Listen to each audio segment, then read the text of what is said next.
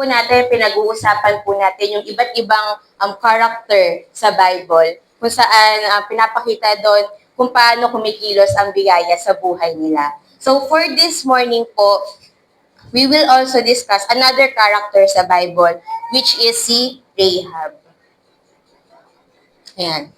So, si Rahab po, just to give you a quick background, si Rahab po sa Bible, siya po ay isang prostitute na nakatira po siya sa Jericho. So, yung kwento po niya, umikot po siya dun sa pagtatago niya sa dalawang espiya na ipinadala ni Joshua. So, let's see. Ayan. So, si Rahab po, in Hebrew, okay, her name literally means wide and spacious. Pero in Hebraic poetry, it suggests pride and arrogance. So alam naman po natin na yung pride and arrogance, it portrays the fall of man and also the fall of Lucifer. Also, according po sa Proverbs, sa Book of Proverbs, sinabi doon na yung pride is the number one sin that God hates the most. So, paano po yun? So, ano po ba yung, paano po natin mapapagtagumpayan ang pride? So, binigyan po tayo ng Lord na ang biyaya po daw niya, yun lang po ang only antidote sa pride. So, dahil lamang po sa biyaya, kaya po tayo ay wala maipagyayabang. So, lahat po ng ginagawa natin, it was all by His grace for His glory. Amen. So, let's have po yung three biblical things that when grace finds you from the story of Rahab. So number one po, grace finds you in your shame. Yan. So natagpuan tayo ng biyaya sa ating kahihiyan. Lahat po tayo, all of us without exception, we have our own shame because of sin. So lahat po ng tao, nung pinanganak po tayo, may minana na po tayong kasalanan mula kay Adan. But, hindi po dapat natin ito ikahiya dahil in this season of shame, grace found us. So kailangan natin ng biyaya ng Lord dahil yun lamang po yung makakapagpabago sa atin. So in Rahab's story po, so in ancient Israel, prostitution was regarded as among the lowest sin and even punishable by death. So ang parusa po sa prostitution noong panahon nila ay kamatayan. Hindi po ba kung naalala nyo rin yung kwento nung babaeng nahuli sa akto ng pangangalo niya? Yung babaeng ang gusto po ng mga tao noon sa paligid niya is pagbabatuhin siya hanggang sa mamatay. But God did not allow that to happen. Diba? Dahil po, sa context ng mga stories ni Rahab at ng babaeng yun, nakikita natin yung kabutihan ng Lord. And even po sa bawat isa sa atin. Lahat po tayo, katulad ni Rahab and that woman, lahat po tayo ay nagkasala. Wala pong matuwid sa atin, wala po ni isa. Pero lahat tayo ng mga walang pag-asa, nagkaroon ng pag-asa mula nang masumpungan tayo ng biyaya ng Diyos. So in Romans 5:20b, ayan. So Romans 5:20b, but sorry po, ang labo ng mata. Ayan. Sa Romans 5:20b, but where sin increase, grace increase all the more. So dito po sa verse na to, nakita po natin, parehong increase po yung ginamit. Pero, dun po sa original Greek text natin, makikita po natin kung paano po nagkaiba yung paggamit ng increase na to. So, una po, yung increase in reference to sin, ang Greek word po na ginamit ay pleonazo or superabound.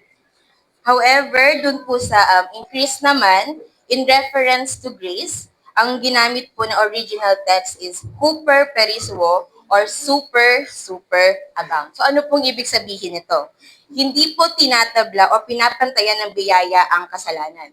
Bagkus, hinihigatan at kayang lampasan ng biyaya ang kasalanan. So, hindi po tayo dapat mangamba dahil ang mas dakila ang biyaya kaysa sa kasalanan.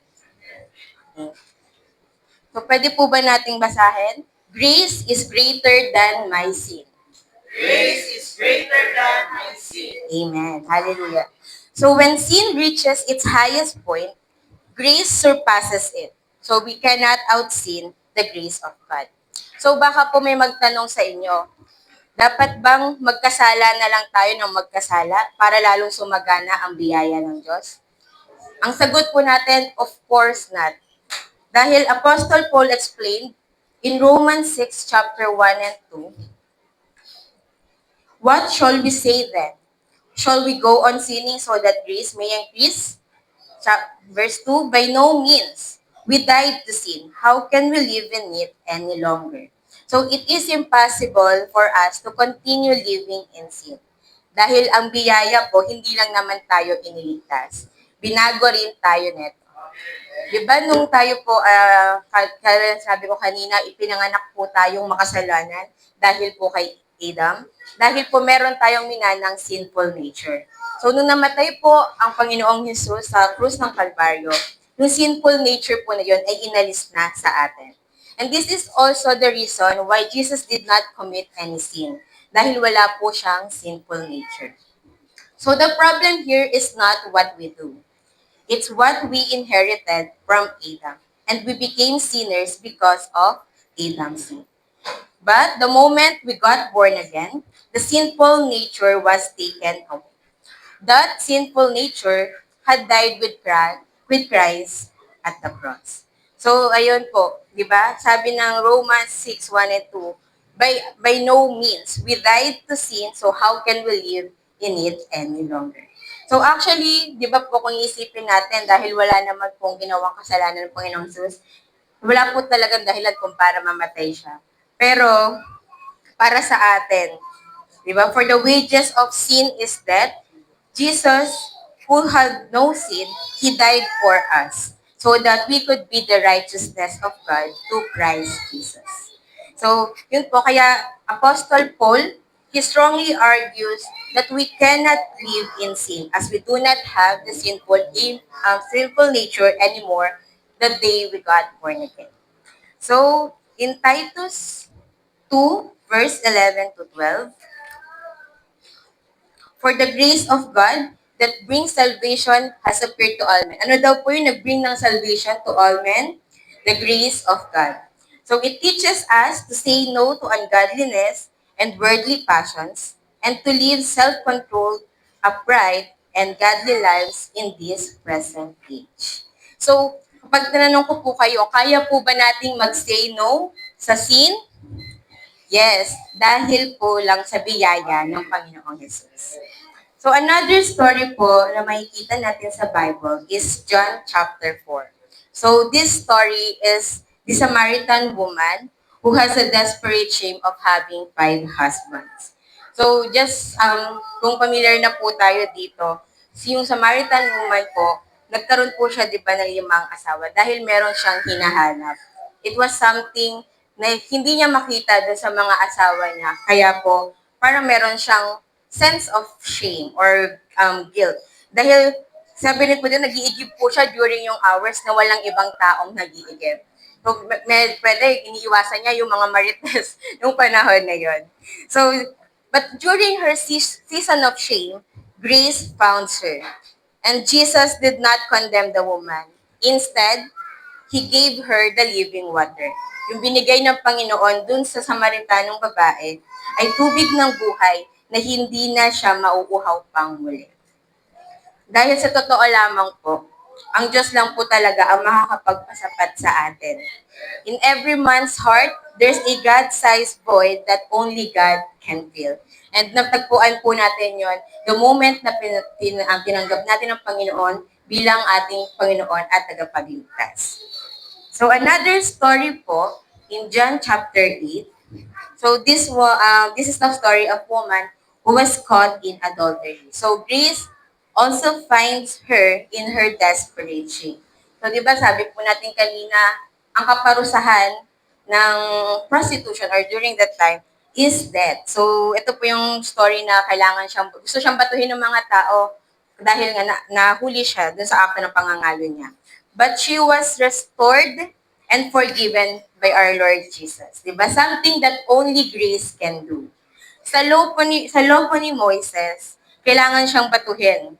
But Jesus saved her and showed her mercy. And she was restored and changed forever. Diba, hindi na po bumalik sa dati niyang ways yung babae. Kumbaga, yung biyaya po ng Lord, binago rin ang babaeng ito. So sabi po ng Lord, neither do I condemn you, go and sin no more. So yun din po ang gustong sabihin ng Panginoon sa bawat isa. Diba? Hindi tayo ipino-condemn ng Lord. Ang pinapakita ng Lord sa atin ay kabutihan niya. So hindi lang po tayo pinatawad ng Diyos, binago rin niya tayo. Dahil ang Diyos lang po ang kayang magbago sa atin through His grace. So, then continuation po nung kwento na to sa Mark chapter 16. Tignan po natin kung paano po nabago ng biyaya ang buhay ng babaeng ito. So, the same woman in John chapter 8, siya po yung unang babae na nag-brought ng news of Jesus' resurrection. Siya po yung unang nagbalita sa mga alagad na muli nang nabuhay ang Panginoong Jesus. So, grabe, imagine po yung kung paano na-restore yung buhay ng babaeng ito. In a sense, di ba po, ang muling pagkabuhay ng Panginoon, yung good news, that's the gospel. And then, she is the first evangelist na nagsabi nun doon sa mga alagad. So, grabe po, ang ginagawa ng Diyos sa buhay natin. So, also another story, in Acts chapter 9, this is the story of Saul of Tarsus, which is si Apostle Paul po. So, si Apostle Paul or si Saul po has a shame of persecuting the church. So, si Paul, isa po siyang, he was permitted to capture or kill the followers of Jesus. But grace found him and changes him. He became one of the greatest evangelists to the Gentiles and even wrote half of the New Testament. Grabe, yung kay Apostle Paul, kapag naaalala po natin yung story niya, grabe yung kung paano siya ginamit ng Lord at kung gaano siya talaga binago. Imagine writing half of the New Testament. Sobrang nakakabilib po talaga ang biyaya ng Diyos. And then, let's have po yung 1 Timothy chapter 1, 13 to 14. So even though I was once a blasphemer and a prosecutor, so si Paul po yung nagsasalita dito, and a violent man. So sabi niya, I was shown mercy because I acted in ignorance and unbelief. The grace of our Lord was poured out on me abundantly along with the faith and love that are in Christ Jesus. So, dito po sa talata na to, makikita natin na si Paul parang meron siyang shame or meron siyang guilt na nararamdaman dito. In verse 15, here is a trustworthy saying that deserves full acceptance.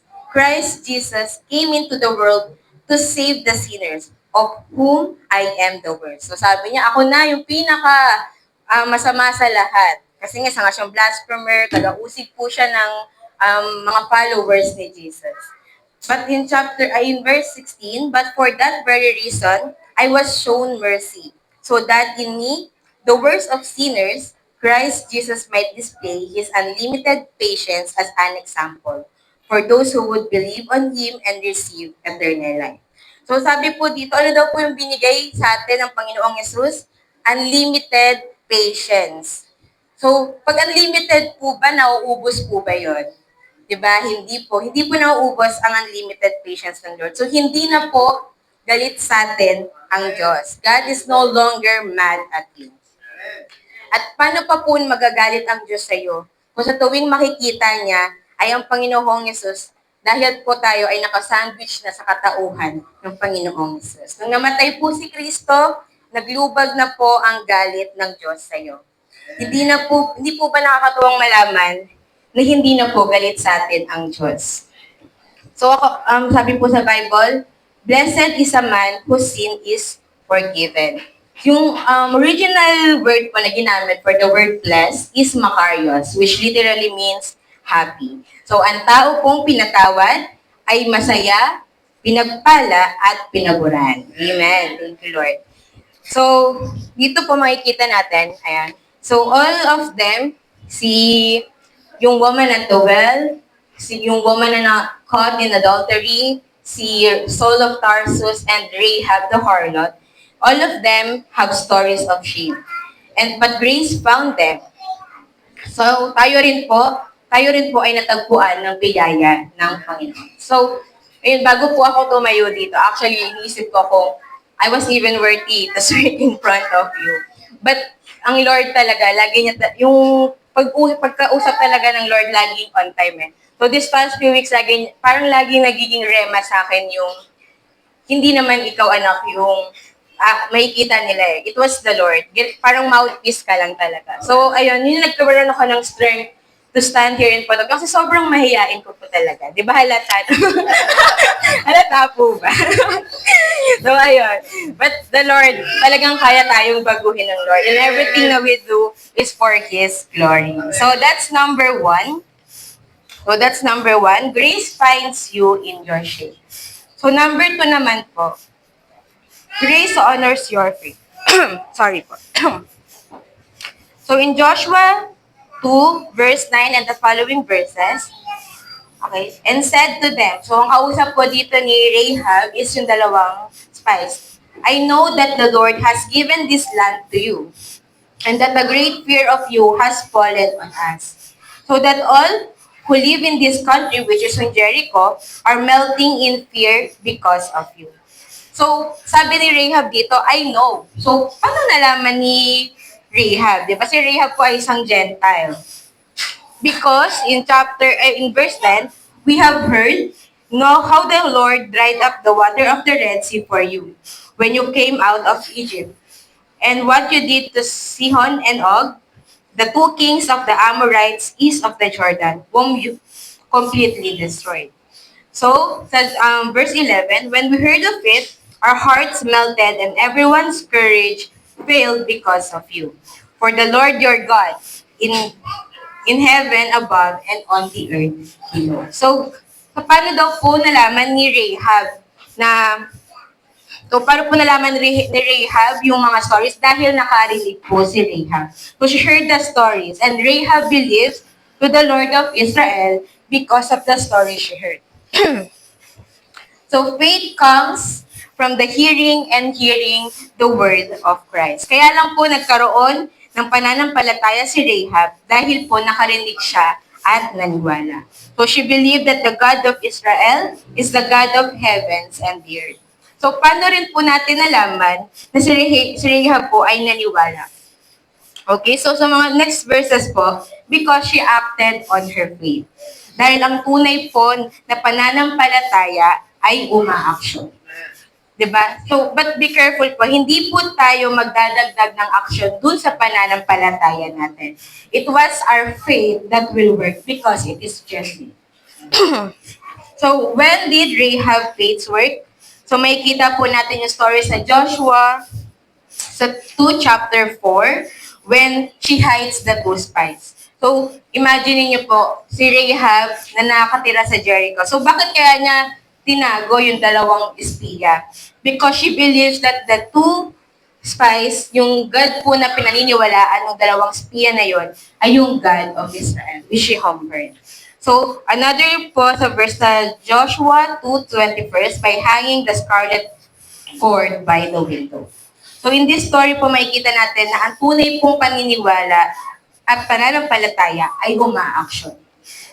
So, it is also important to say what you believe in your heart. Diba po, tutunan natin that declare what you believe and believe what you don't declare. So, Rahab, she declares that the God of Israel is the God of heavens and the earth. So, she spoke her faith, she acted on her faith, and she did what she did because of her faith. Tayo po, na nagkaroon din tayo ng faith through hearing and hearing the word of Christ. So, pumasok po yung pananampalataya sa atin at saka po tayo tumawag sa Panginoon. So, in Romans 10, verse 13, whoever calls on the name of the Lord will be saved. Diba? So, naligtas po kayo. Naligtas tayo nung tayo ay tumawag sa Panginoong Jesus. And also, the same faith that saves you, ito rin po yung ginagamit natin para mabuhay po or para mamuhay tayo in this journey called life. Diba? The faith that we receive is the faith that believes the impossible, receives the incredible, and sees the invisible. So, amen, Lord. So, that's number 2. Grace honors your faith. And then, for number 3 po, grace places you in God's story. Like, grabe. It is an honor po na maging parte ng storya ng Panginoon. So, si Rahab po, she became part of Jesus' lineage. So, makikita po natin kung paano binago ng grace or ng biyaya ang takbo ng buhay ni Rahab. So, grace turned her shame into legacy and she will be remembered forever. So, in Matthew chapter 1, verse 1 and then 5 to 6 po dito, a record of the genealogy of Jesus Christ, the son of David, and the son of Abraham. So Salmon, the father of Boaz, whose mother was Rahab. So nakita po natin dito, si Rahab is the mother of Boaz. So Boaz, the father of Obed, whose mother was Ruth. And Obed, the father of Jesse, and Jesse, the father of King David. So, nakita po natin dito, si Jesus po or si Rahab, naging part po siya ng genealogy ng ni Jesus Christ. So, grabe yung ginawa ng Lord sa kanya. Isipin nyo, Gentile si Rahab eh. So, paano nangyari yun? Diba? Only God can do the impossible talaga. Only Lord. Si Lord lang ang kaya magbago ng buhay natin into something meaningful. Diba? Dahil nagiging bahagi po tayo ng storya ng Panginoon. So, same thing that happened with Ruth. Yan. Sa verse 5 and 6 po, di ba nakita rin natin yung name ni Ruth? Ayan. So, the same thing happened to Ruth. When grace found her, her life was placed in God's story and woven into Christ's genealogy. So, si Ruth po and si Rahab, they were both Gentiles. Pero, ang Lord, kung paano siya kumilos talaga sa buhay ng nabago yung buhay nila, and they even became part of Jesus' genealogy. So, grabe talaga si Lord gumawa ng storya. Diba? He is our great author. Yung mga mukhang imposible sa mata po ng tao ay kayang gawin ng Diyos. Diba? Nothing is impossible with the Lord. And the moment we got born again, we also became part of God's story. So in John chapter 1, verses 12 to 13, yet to all who receives Him, to those who believe in His name, He gave the right to become children of God. So, may mga naniniwala po ba sa lugar na to? Amen. So, yun po, children born not of natural descent, nor of human decision or a husband's will, but born of God. So, tayo po na mga naniwala at nanampalataya sa Panginoong Yesus, tayo po ay naging kabilang sa mga anak ng Diyos. So in John chapter 3, verse 6, so flesh give birth to flesh, which is the natural birth, but the Spirit gives birth to spirit. So this is our spiritual birth. The moment we got born again. So in Romans 8, chapter 16, verse 16, the Spirit Himself testifies with our spirit that we are God's children. So, paano daw po natin malalaman na tayo po ay anak ng Diyos? You will know that you are part of God's family because the Spirit will testify it in your spirit. So, basahin po natin sabay-sabay. I am a child of God. I am a child of God. Amen. Hallelujah, Jesus. So, next po, Ephesians 2, verses 9. So, now, you Gentiles are no longer strangers and foreigners. You are citizens along with all of God's holy people. You are members of God's family. So, grabe po yung maging miyembro ng pamilya ng Diyos. Diba? You are a member of God's family. It is an honor. Parang kung iisipin niyo pa, di ba? Pag yung mga sa royal family, sa England, ganun. It is an honor to be part of royal family. Pero wala na pong mas hihigit pa sa pagiging kabilang sa pamilya ng Diyos. Dadaig pa po natin ang royal family. So in Hebrews 2 verses 11, both the one who makes men holy or God and those who are made holy, which is believers, are of the same family. So lahat po tayo ay pare-pareho po tayo ng kinabibilangang pamilya. So Jesus is not ashamed to call them brothers. Amen. So, grabe po, hindi na po nahihiya ang Lord. Ang tingin na po sa atin ng Panginoong Jesus ay mga kapatid niya. So, yan. So, let's have the three biblical things when grace finds you from the story of Rahab. So, number 1, pwede po bang pakibasa? Grace finds you in your shame. Amen. Number 2, grace honors your faith. Number 3, Grace places you in God's order. Amen. So, grabe po yung ginawa ng Panginoon sa buhay ni Rahab. So when grace finds you from the story of Rahab, may kita po natin dito na hindi po talaga natin dapat ikahiya. For example, ako, may mga bagay po akong ginawa sa past na hindi ko siya gustong maalala na, di ba? For sure, and each and everyone sa atin, may mga ganun po tayong story sa buhay. Pero, yung mga pagkakataon po na ganun, yun po madalas yung ginagamit ng Lord para makita natin na everything will work out for good to them who loves the Lord. So, yun po, in life application, paano po natin to may apply sa buhay natin? So, number 1, life application, when grace finds you from the story of Rahab. Number 1, never think anyone is beyond the reach of God's grace. So, yung mga previous characters po na tinalakay natin, parang siguro minsan sa buhay nila naisip nila na parang wala nang patutunguhan yung buhay nila. But never condemn people. As far as God's grace is concerned, no one is beyond the reach of God's grace. Wala pong hindi kayang baguhin ang Panginoon. Diba? Kung tayo lang din, kung iisipin natin, kung wala po talaga tayo sa Lord, mamaaring iba po yung takbo ng buhay natin ngayon. Super layo po sa ine-expect po natin. So in every heart, there lies a story.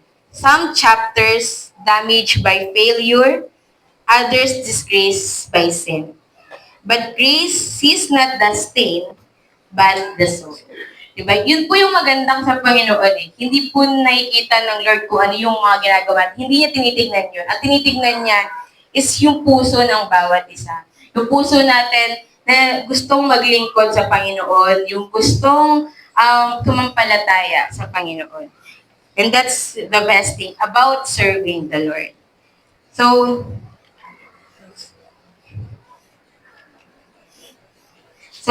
no life is too broken, no shame too deep for the arms of our Savior. Let this truth free you to love, extend mercy, and proclaim hope to all who feel hopeless. So, baka po, yung iba naman sa atin, baka iniisip nyo, may mga tao tayong iniisip na parang wala na atang pag-asa to. Huwag po natin silang susukuan. Dahil ang Lord, hindi po natin alam kung paano talaga siya ikilos eh. Gagamitin ng Lord lahat ng pwede niyang gamitin para po mabago yung mga buhay nila. So, that's the first. Never think anyone is beyond the reach of God's grace. So, number 2 po, walk in faith toward greatness.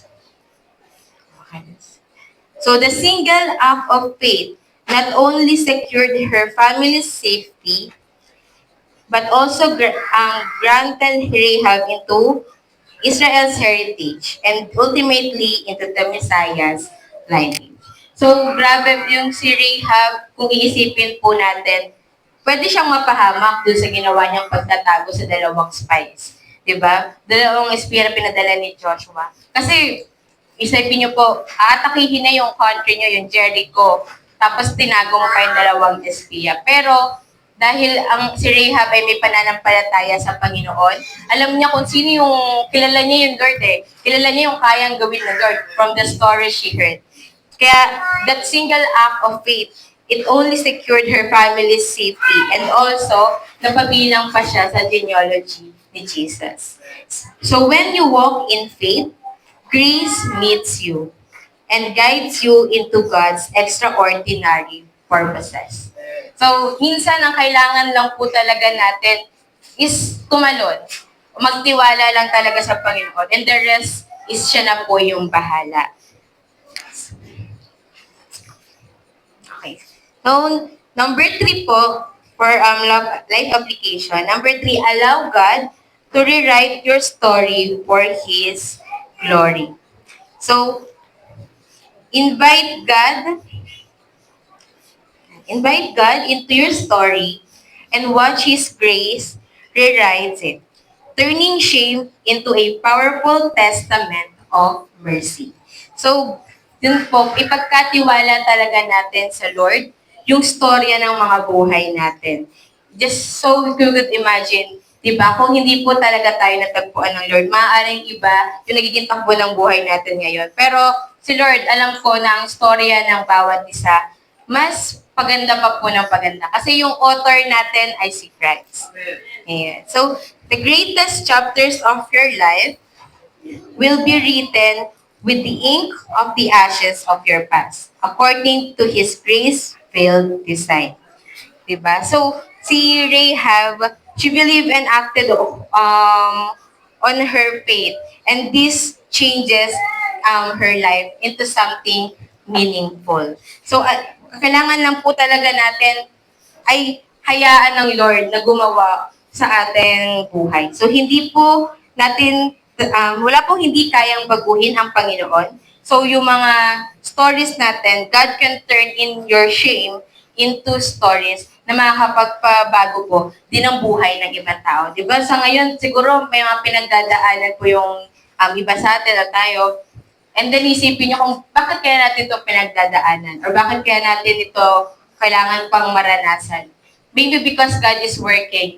Diba? God working behind the curtains. Hindi po natin alam kung paano kumilos ang Diyos. Pero dahil kilala natin ang Lord, alam natin na kaya niyang baguhin yung buhay natin in an instant. Kaya po ng the moment we got born again, di ba instant din yun eh. Instant din yung ano natin. Pero yung pagbabago, it comes from continuous studying the Word of God. It's a process, yes.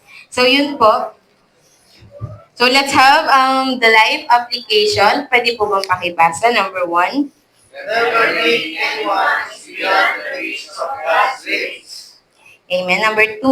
Walk in faith Towards greatness. Okay, number 3. Allow God to rewrite your story for His glory. Amen. So our big idea po for this morning, in Christ, my next season is coming. Amen. So let's pray. Father God, maraming salamat po sa natapos naming gawain ngayon. Maraming salamat, Panginoon, sa natutunan namin, Panginoon, na nakakapagpabago ng aming mga buhay. Lord, sa darating, Panginoon, ng mga araw, alam namin, Panginoon, na Ikaw na po, Panginoon, yung naghanda ng mga bagay na kailangan namin. Lord, thank you dahil patuloy mong binabago ang buhay ng bawat isa. Paganda ng paganda at paganda po ang ganda, Panginoon, yung mga buhay namin. And Lord, we trust in you as our author of our life, Panginoon. Na alam namin, Lord, yung plano mo sa bawat isa ay maganda. At hindi po ito, Lord, Panginoon, something na kaya lang naman pong gawin ng biyaya mo. So, thank you, Panginoon. This is our prayer in Jesus' mighty name. Amen.